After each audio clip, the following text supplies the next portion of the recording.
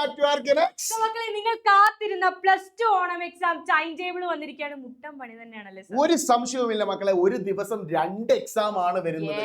അപ്പോ ചില ദിവസങ്ങൾ ഒരു ദിവസം 2 എക്സാം നടക്കുന്നുണ്ട്. ഇപ്പൊ തന്നെ പഠനം ആരംഭിക്കൂ. പെട്ടെന്ന് നോക്കാം.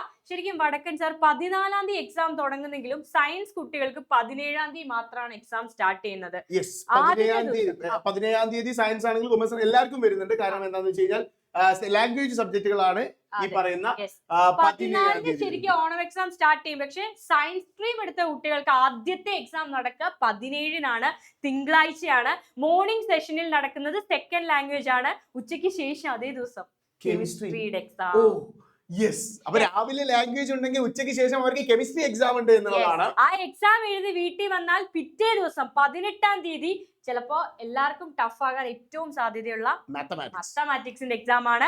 ആൻഡ് അതേ ദിവസം തന്നെ ഉച്ചയ്ക്ക് ശേഷം ബയോളജി. അതായത് തുടങ്ങുന്ന ആദ്യത്തെ 2 ദിവസം തന്നെ രാവിലെയും ഉച്ച കഴിഞ്ഞിട്ടും കുഞ്ഞുങ്ങൾക്ക് കുട്ടികളെ സംബന്ധിച്ചിടത്തോളം ബുദ്ധിമുട്ട് തന്നെയാണെന്നാണ് പറയുന്നത്. നമ്മൾ നേരത്തെ പറഞ്ഞിരുന്നാണ് മക്കളെ ടൈം ടേബിൾ ഇങ്ങനെയാവും, നമ്മൾ പഠിക്കണം എന്നുള്ളത്. സാരല്ല, ഇനിയാണെങ്കിലും കുറച്ച് ടൈം നമ്മുടെ മുന്നിലുണ്ടല്ലേ. 19-ാം തീയതി മോർണിംഗ് സെഷനിൽ നടക്കുക ഫിസിക്സിന്റെ എക്സാം ആണ്. ഉച്ചയ്ക്ക് ശേഷം അവർക്ക് കമ്പ്യൂട്ടർ സയൻസ് എക്സാമും ആണ് നടക്കാൻ പോകുന്നത് എന്നുള്ളത്. അപ്പൊ കമ്പ്യൂട്ടർ സയൻസ് ഉള്ളവർക്ക് മാത്രമാണ് അന്ന് 2 എക്സാം. ബയോളജിക്കാർക്ക് തലേദിവസം 2 എക്സാം ആണ്. ഒരു ബയോളജിക്കാർക്കാണ് നമുക്ക് വരുന്ന 18-ാം തീയതി 2 എക്സാം എങ്കിൽ കമ്പ്യൂട്ടർ സയൻസുകാർക്ക് 19-ാം തീയതി 2 എക്സാം.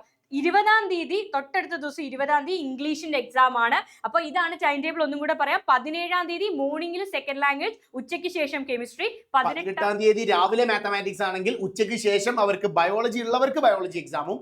19-ാം തീയതി രാവിലെ ഫിസിക്സും അതുപോലെ തന്നെ ഉച്ചയ്ക്ക് ശേഷം കമ്പ്യൂട്ടർ സയൻസ് ഉള്ള കുട്ടികൾക്ക് കമ്പ്യൂട്ടർ സയൻസ് എക്സാം ഉണ്ടാവുന്നതാണ്. 20-ാം തീയതി ഇംഗ്ലീഷിന്റെ എക്സാം ആണ്. അതായത് മക്കളെ ഓരോ ദിവസവും 2 എക്സാം വീതം നമ്മൾ എഴുതണം. പഠിച്ചു തുടങ്ങുക, ഇപ്പോൾ തന്നെ പഠിച്ചു തുടങ്ങുക. +2-കാരെ സംബന്ധിച്ച് നമ്മൾ 7 വർഷത്തെ previous year questions chapter wise record ചെയ്ത PYQs അടങ്ങിയ നമ്മളുടെ റെക്കോർഡഡ് ക്ലാസ്സുകൾ, ഓണം എക്സാമിന്റെ സ്പെഷ്യൽ ലൈവ് ക്ലാസ്സുകൾ, ഇതൊക്കെ നമ്മുടെ ആപ്പിൽ അവൈലബിൾ ആണ്. അവർക്ക് ഇംപ്രൂവ്മെന്റ് എക്സാമിന് ആവശ്യമായിട്ടുള്ള കാര്യങ്ങളുണ്ട്. ഇപ്പൊ കുറെ കുട്ടികൾക്ക് ഇംപ്രൂവ്മെന്റ് എക്സാമിന്റെ ഒരു സ്റ്റഡി സ്ട്രക്ചറിലേക്ക് നീങ്ങിയിട്ടുണ്ടാവും. തൽക്കാലത്തേക്ക് ഒരു ചെറിയ ബ്രേക്ക് എടുത്ത് നമ്മുടെ ഓണം എക്സാമിന് വേണ്ടിയിട്ട് സെറ്റ് ആയിട്ട് പ്രിപ്പയർ ചെയ്ത് തുടങ്ങേണ്ട സമയമാണ്.